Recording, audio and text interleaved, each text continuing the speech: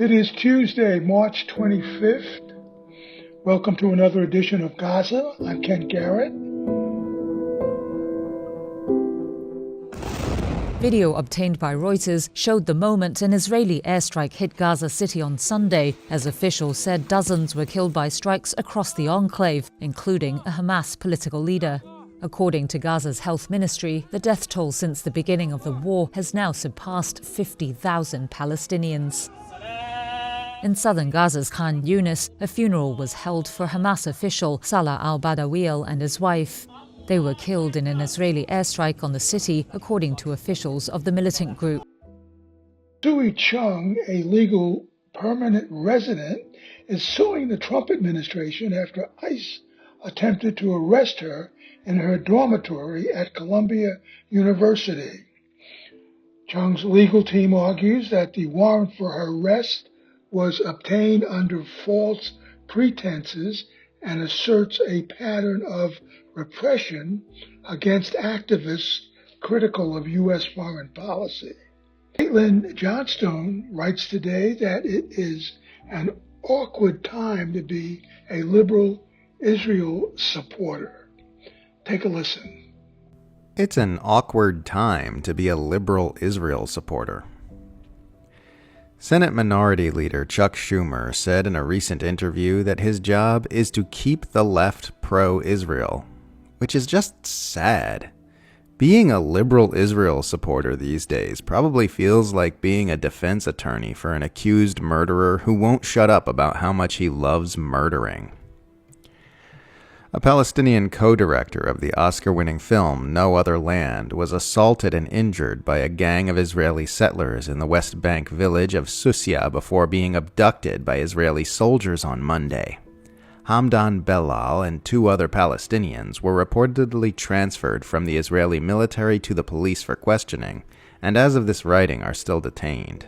No Other Land is a documentary about Israeli abuses toward Palestinians in the occupied West Bank, which makes the lynch mob assault by the settlers not only ironic but completely vindicating of Belal's work. These freaks are so consumed by hatred and Zionist brain rot that they actually thought they'd advance their cause by attacking Palestinians in the West Bank in response to a documentary about the mistreatment of Palestinians in the West Bank. This happens as Israel adds two more bodies to the mountain of Palestinian journalists it has deliberately killed in Gaza. Al Jazeera reporter Hossam Shabat and Palestine Today TV correspondent Mohammed Mansour were both killed in separate airstrikes in different parts of the Gaza Strip on Monday, bringing the total number of Palestinian journalists killed in the Gaza Holocaust to 208. Israel is murdering journalists and persecuting documentary filmmakers because Israel hates truth. It kills press workers in Gaza for the same reason it blocks Western reporters from entering the scorched Palestinian territory, because Israel doesn't want people to see the full picture of its atrocities. This comes after Israeli Defense Minister Israel Katz made amazingly explicit statements of genocidal intent last week, telling the entire population of Gaza that they will face total devastation if they do not find some way to overthrow Hamas themselves and return all the hostages.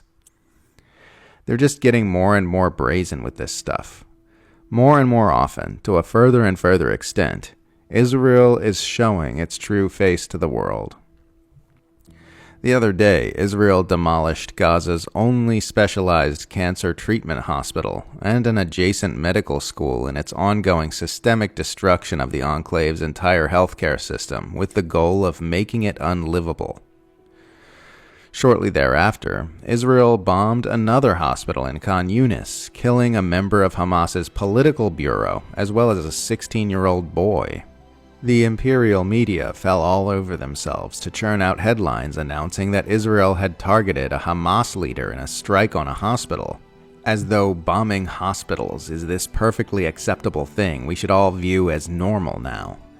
But we all know these same media outlets would be shrieking their lungs out if any of the empire's enemies did this exact same thing.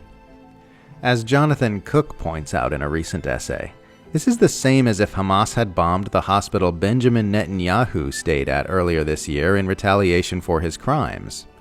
And we can all imagine the reaction of the Western political media class if that had happened. Speaking of Netanyahu, a new report from the Israeli outlet Ynet says that after the October 7th attacks, the Prime Minister angrily ordered the IDF to massively expand its bombing campaign without intelligence on who they were hitting, demanding that they just bomb as many buildings as possible, entirely for the sake of bombing them. According to the report, on October 9th, 2023, the IDF told Netanyahu that they were bombing 1,500 targets per day because that's what they had the intel to justify, and Netanyahu angrily demanded to know why they weren't launching 5,000 airstrikes instead, telling them, "I'm not interested in targets. Take down houses. Bomb with everything you have." So that's what Israel has been up to lately. It's just getting uglier and uglier. And people who purport to stand for equality and justice are having a harder and harder time squaring their ideological positions with their steadfast support for the genocidal apartheid state.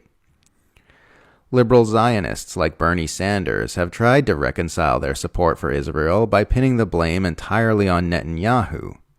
A recent tweet by Sanders reads, "Netanyahu has not allowed any aid into Gaza for 22 days. He broke the ceasefire, resuming a bombing campaign that has killed more than 50,000 people. Now he is threatening a long-term occupation of Gaza. No more military aid to Netanyahu's war machine." One of the biggest scams being peddled by Democrats today is this frantic campaign to spin Netanyahu as meaningfully separate and distinct from everything Israel is, instead of the perfect embodiment of it, to protect Israel's image while it commits genocide and ethnic cleansing. They're working overtime to hang this whole mess on the Prime Minister, so that when it's all over and the final solution to the Palestinian question has been carried out, he can take the sins of the Zionist state and the entire U.S. centralized empire with him when he leaves office, without anything ever needing to change about status quo U.S. foreign policy. They're repeating the George W. Bush playbook. Netanyahu didn't create the genocidal racism in Israel. The genocidal racism in Israel created Netanyahu. He rode already existing sentiments within Israel to power, and has relied on them to stay in power ever since. You could not ask for a better representative of everything Israel is than Benjamin Netanyahu, nor indeed a better representative of everything the U.S. empire stands for. Liberal Zionists are having a hard time reconciling their positions of anti-racism and social justice with their support for Israel, because at the end of the day, Western liberalism is just as fraudulent and deceitful as Zionism is. We all watched them passively allow the Democratic president to turn Gaza into a pile of steaming, blood-soaked wreckage, and then demand everyone vote for his vice president. Democrats hold their worldview in place by psychologically compartmentalizing away from the atrocities their government commits in the here and now, while singing fondly about innocuous, whitewashed, historical revisionist versions of their civil rights heroes who died decades ago. Democrats are an inseparable part of the U.S. empire and its abuses, just as the U.S. empire is an inseparable part of Israel and its abuses. It's all one big mess of depravity, with liberals tasked with the increasingly difficult assignment of placing a warm, progressive face on one of the darkest chapters in human history.